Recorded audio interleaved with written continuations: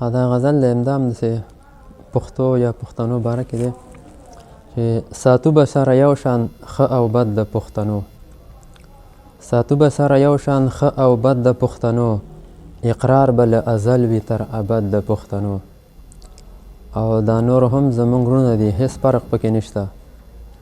دا نور هم زموږ وروڼه دي، هېڅ فرق پکې نشته. خبره به کوو د خپل سرحد د پښتنو.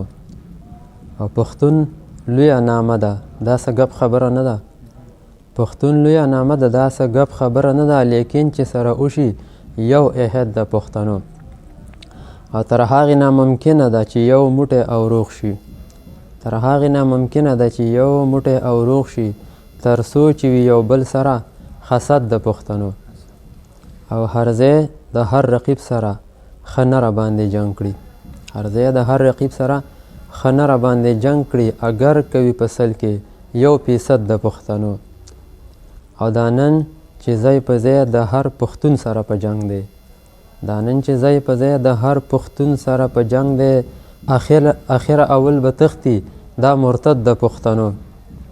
او خوبۍ هم پکې شته دي، خو خامۍ هم پکې شته دي.